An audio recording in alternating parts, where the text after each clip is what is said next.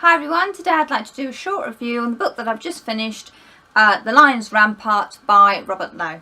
This is a historical military style novel following the events leading up to the Battle of Bannockburn in 1314 with Robert the Bruce on one side and King Edward II on the other side.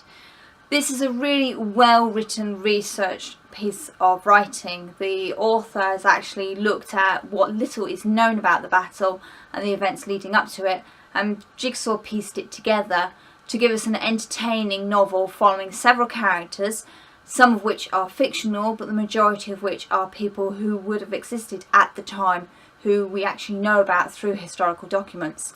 They don't come across as historical characters though, these come across as real people, which is really good because some history can come across as a bit dry, so to have real people you're reading about really helps tell the story and sells the emotions and the reasoning behind what has happened and why it is happening.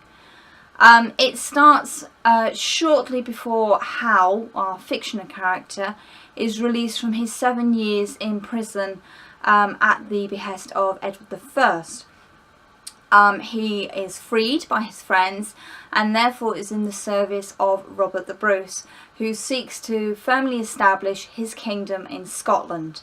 To do so he needs weapons, money and people, and so it's part of Hal's duty to go and find these and bring them to Robert the Bruce to help fulfill his success.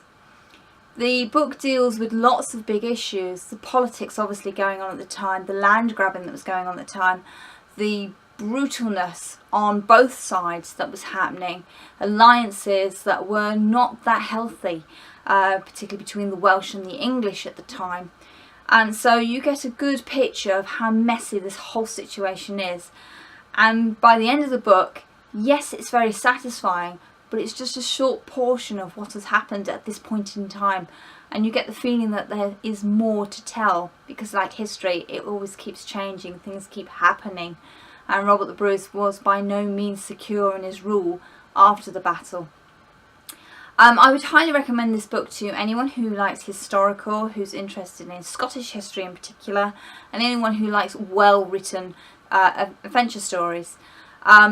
I will give a little bit of warning, some passages are pretty gory. There's a torture scene pretty early on that I wasn't sure if I was going to carry on reading the book because of it. It gives a whole new meaning to standing on tiptoe, let me say that. The battle descriptions are very well handled. They don't give you too much detail, but they give you enough detail, and a lot of the fighting is very personal. So you really get immersed in what's happening. So I would highly recommend this book to people, particularly if you fancy something new, if you've not tried historical before, and I would say you would probably enjoy this quite a lot. This is the third book in the trilogy. It's actually the only one I've read because that was the one on the shelf at the time, and I've discovered that Robert Lowe has actually written a series based on the Viking era, so I'm kind of looking forward to get my hands on the first few of those and trying them out. If he's as good with Viking history as the reviews say he is, then I'm sure it'll be a rip-roaring, successful read. Thanks everyone. Bye.